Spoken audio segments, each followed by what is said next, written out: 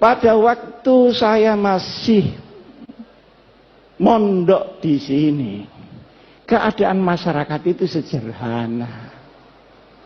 Orang Islam itu cuma dua. Kalau ndak NU ya Muhammad, ya sudah, ndak ada lain-lain lagi. Ini mau besanan saja takut. Takut tidak mendapat barokah dari masing-masing pemimpinnya. Selisih sedikit ribut. Yang satu kunut, yang satu tidak kunut, ribut. Padahal di kitabnya orang NU ada kunutnya dan ada tidak kunut. Tapi karena dia terkooptasi oleh golongan, ribut. Kalau tidak kunut itu begini-begini. Alhamdulillah sekarang ini sudah tidak ribut karena sudah tidak sholat subuh.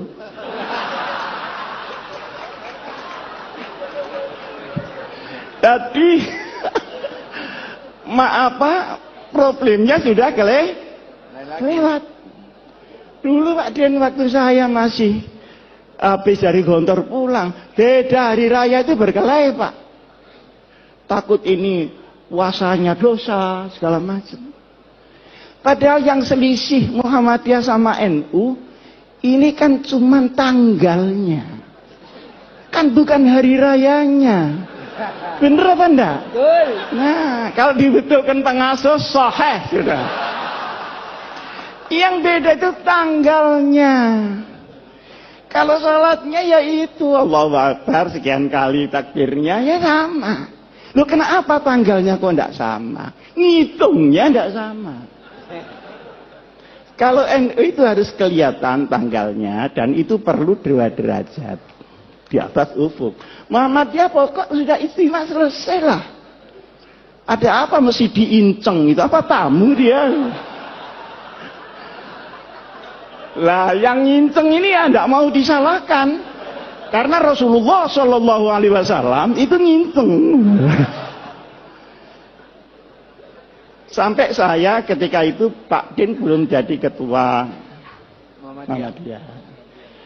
Jadi ketika itu ketua Muhammadiyahnya Pak Syafi'i Ma'arif. Saya diundang oleh Pak Yusuf Kalla. Marah-marah Pak Yusuf Kalla itu. Ini gimana NU sama Muhammadiyah? Masa enggak bisa jadi satu hari rayanya itu? Repot masyarakat kalau begini. Saya tanya, caranya bagaimana Pak? Ya kompromi lah. Caranya, dengan Pak Den ya. Maaf, dengan Pak Den. Katanya Pak JK, bagaimana kalau Muhammadiyah turun 1 derajat? NU-nya naik 1 derajat. Oh, kalau begitu langsung cash and carry saja. Ini fikihnya pedagang ini di sini.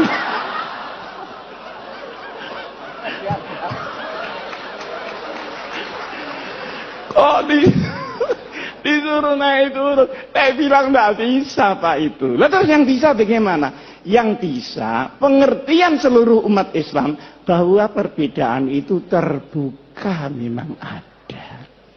Yang kedua, ini tidak mengada-ada karena sholatnya sama, tanggalnya yang tidak sama. Wong hari di sini sama hari di Amerika tidak sama kok.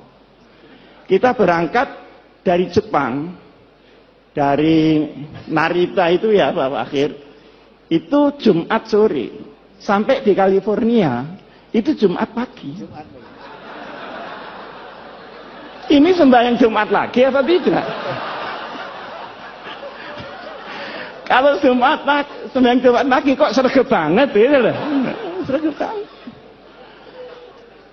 Tapi ketika pulangnya, misalnya dari New York ke Jakarta, berangkatnya Jumat pagi, itu sampai Jakarta hari Minggu.